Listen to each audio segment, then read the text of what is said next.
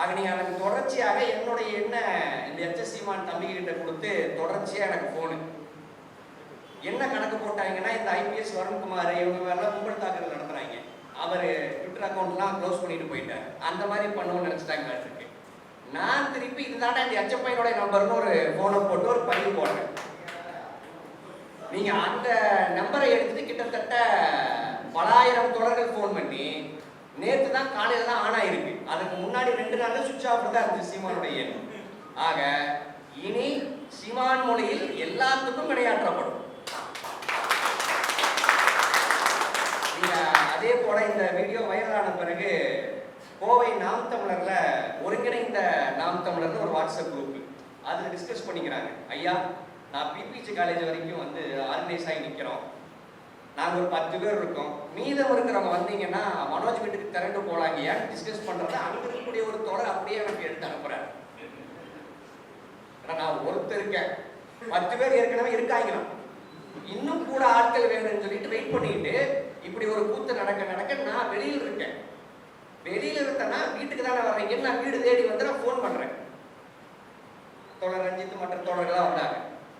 நம்ம தோழர்கள் அவங்க நாம் தமிழருடைய மிக முக்கிய மாநில நிர்வாகிக்கு ஃபோன் பண்ணி வீட்டில் தான் இருப்போம், எப்போ வரீங்கன்னு கேட்டதுக்கு நாங்கள் அப்படி ஒரு திட்டமே கிடையாதுங்க, நாங்கள் ஜனநாயகவாதிகள் இருக்காங்க.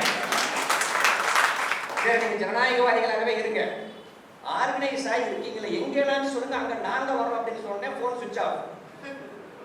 ஆக இதுதான் அவருடைய வீரம்.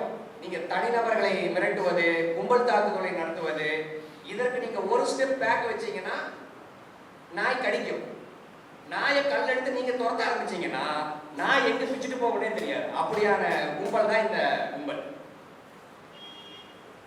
ஆக மறுபடியும் டிஸ்க்ளைமரை போட்டுக்கிறேன். இப்போ நான் சொன்னது கூட அதே அத்தியாயம் 8 ஸ்லோகன் 415 சொன்னதான்.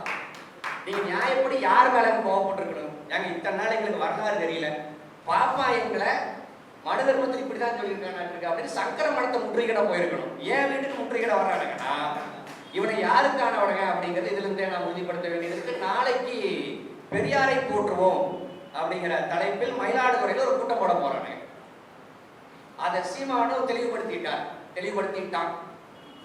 பெரியாரை போற்றுவோங்கிறது பெரியார கிடையாது, எங்க இனத்திலேயே பலர் பிறந்திருக்காங்க, ஆக அவர்களை போற்றி பெரியாரை தூற்றுவோம் அப்படிங்கிறத அவன் மறைமுகமா சொல்ல வர. தாராளமா நாளைக்கு கூட்டம் போடு. இதுல என்ன, இந்த கூட்டம் எதற்கான எதிர்வினையும் கிடையாது. நீங்க விஜில் மேடையில் பேசியதுக்கு சனாதன பாரதியும் சமத்துவ பெரியார்னு ஒரு கூட்டம் போட்டோம். அடுத்தது திருச்சியில பேசியதுக்கு தான் பாலியல் பொறுக்கி சீமான்னு போட்டோம். அதோட முடிச்சிருக்கலாம்ல. முடிக்காம நாங்க இந்த வாரமும் போடுறேன்னா நீ எதுவும் பண்ணாமையே நாங்க வேலை செய்யறோம் நீங்க இருக்கோம்னா நாளைக்கு நீ பேசு. டிரைவர் கதை போல பல கதைகள் எழுதி வச்சிருக்காரு. டிரைவர் கதை, அட்வொகேட் கதை, பால்காரன் கதை, கதைன்னா கதை கிடையாது, நடந்த வரலாற்றை பல பொருள் சேர்த்திருக்காங்க. அந்த எல்லா வரலாறும் பேசப்படும்.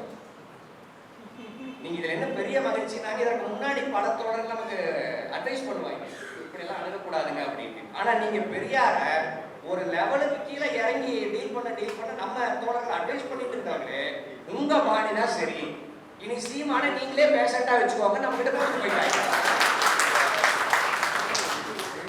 ஆக இனி நான் முன்னரே சொன்னது போல இது 3வது தொடர்ச்சியான கருத்தரங்கு. இனி இது இன்னும் வீரியமாக போகும். இன்னும் புல்டோசர் வலிமையோடு நீங்க பல சிசி வேகத்தோடு இந்த சீமானுக்கு எதிரான வேலையானதை நிச்சயம் நாம் செய்வோம். ஆக இதுவரைக்கும் கதறி கொண்டுள்ள நாம் தமிழர் கும்பலானது மேலும் கதறுவார்கள் அப்படிங்கிறத நான் உறுதிபட தெரிவிச்சுக்கிறேன். ஏன்னா அவங்க இதுவரைக்கும் பலரிடம் பம்பெடுத்திருக்காங்க. எல்லாருமே இவங்க ரொம்ப நாகரிகமற்றவர்களா இருக்காங்கப்பா, ஒரு லெவலை தாண்டி இவங்களை எதிர்கொள்ள முடியாது, சாக்கடையில கல்ல போட்டா நம்ம மேலதான்ப்பா செதறோம்னு எல்லாரும் விளங்கிடுவாங்க. நாங்க தூர்வாரணும்ட்டே வந்தவங்க. இதுல கூடுதலா என்னன்னா, நீ கருத்தியல் பேசுறதுக்கு ஒருத்தரை இறக்கி விடணும், கீழ்மட்ட லெவலுக்கு பேசுறதுக்கு ஒருத்தனை இறக்கி விடணும், எங்க வீட்டுக்கு அனுப்புறதுக்கு ஒருத்தனை அனுப்பணும். இந்த எல்லா வேலையும் நாங்களே செய்வோம். கருத்தியலாவும் பேசுவோம், லெஃப்ட் ஹேண்ட்லையும் டீல் பண்ணுவோம், வர்றவங்கள வாயோட அனுப்புறது எங்களுக்கு தெரியும். இனி இந்த பாணிதான் சீமானுக்கு தொடரும் அப்படிங்கிறத உறுதிப்படுத்த தெரிவிச்சுக்கிறேன். நாளைக்கு கூடுதலா பேசுங்க அப்படிங்கிறதையும் நான் வலியுறுத்தி சொல்றேன். ஏன்னா இப்போது நம்ம தோழர்களுக்கு ஒரு புது வேகம் வந்திருக்கிறத பார்க்க முடியும் இணையத்துல. இத்தனை நாள் அவன் எதுக்குங்க அவன ஒரு ஆள் நின்று அவன ஒரு ஆள் மயிரா அப்படின்னு கேட்டுட்டு இருந்தவங்க இவனை அரசியலிருந்து அப்புறப்படுத்துவதுதான் நம்முடைய வேலை அப்படின்னு ஒரு 90% தோழர்கள் வந்துட்டாங்க. மீதம் இருக்கக்கூடிய 10%ஐயும் நாளைக்கு நிச்சயம் பேசி கொண்டு வாங்க அப்படிங்கிறத சொல்லிட்டு கூடுதலாக நாளைக்கு பெரியாரை பத்தி பேச போறாங்க. இதுல என்ன பெரிய கூத்துனாங்க, பெரியாருக்குன்னு எந்த பின்பமும் கிடையாது. நீங்க பெரியார் கிட்ட ஒருத்தர் கேட்கிறாரு, எங்க கடவுள் இல்லைங்கிறாங்க, ராமசாமிக்கு பேர் வச்சிருக்கீங்கன்னு கேட்டதுக்கு உனக்கு பிடிக்கலன்னா மயிர்னு கூட கூப்பிட்டு போ அப்படின்னு சொன்னவன் தான் பெரியார். அந்த பெரியாரை என்ன சொல்லி நீங்க டேமேஜ் செய்ய முடியாது. கூடுதலாக என்னன்னா நீங்க உயிரோடு வாழும் சாட்சியா இருக்குல்ல, தூங்க மாட்டீங்கல்ல. ஆனா பெரியாருக்கு ஒரு சிக்கலும் கிடையாது. அதை தாண்டி எங்க மேல என்ன கடைகளை கொடுத்தாலும் எங்க அரசியல் நான் முன்னாடியே சொன்னது மாதிரி எங்களை சார்ந்தது கிடையாது. நாங்க பெரியாருங்கிற பிளாட்ஃபார்ம் மேல நிக்கிறோம். நாங்க எல்லாம் வெறுமனே பொம்மைகள் தான். ஆக எங்களை எதுவுமே செய்ய முடியாது அப்படிங்கறதை நான் சொல்லிக்க விரும்புறேன். கூடுதலாக இந்த தலைப்புக்குள்ள ஒரு 5 நிமிஷம் பேசுகிறேன். நீங்க ஐயா பொழில் அவர்கள் சொன்னது போல பெரியாரை போற்றும் தமிழ் தேசியவாதிகள் நாங்க வெறுமனே போற்றிட்டு போறவங்க கிடையாது. நாங்க களத்தில் இருப்பவர்கள் தோழர் அண்டர்லைன் பண்ணி சொன்னாரு. கூடுதலாக என்னன்னா நாங்கள் திராவிடவாதிகள், நீங்கெல்லாம் தமிழ் தேசியவாதிகள் அப்படின்னு பிரித்து அடையாளப்படுத்தி தோழர்கள் நாங்கள் அழைப்பு விடுகிறோம்.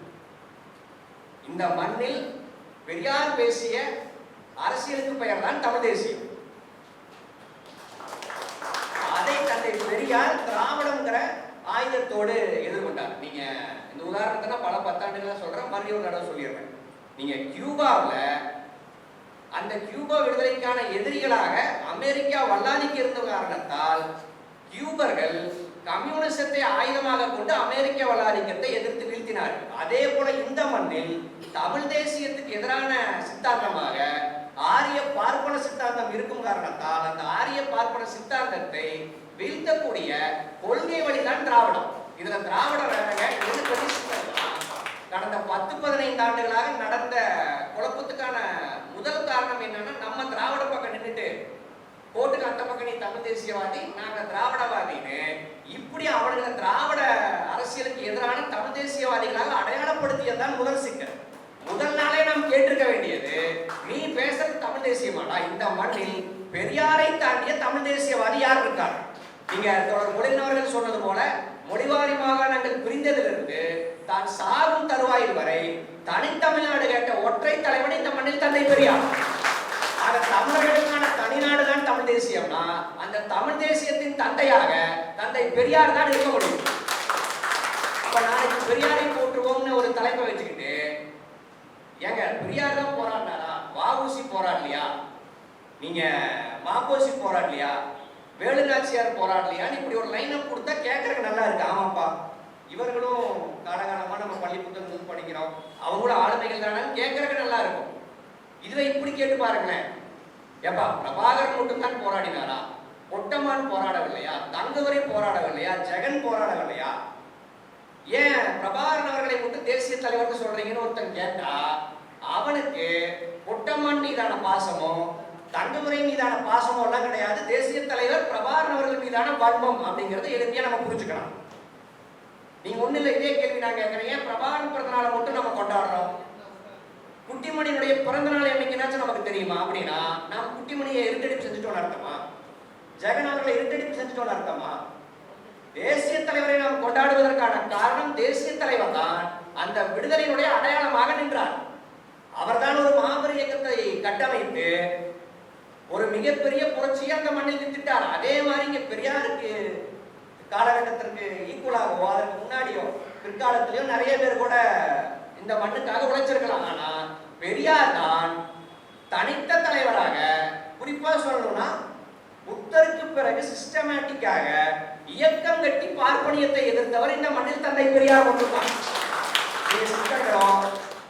மற்றும் பிற தமிழ் மூத்தவர்களோ தங்களுடைய பாடல்கள் வாயிலாக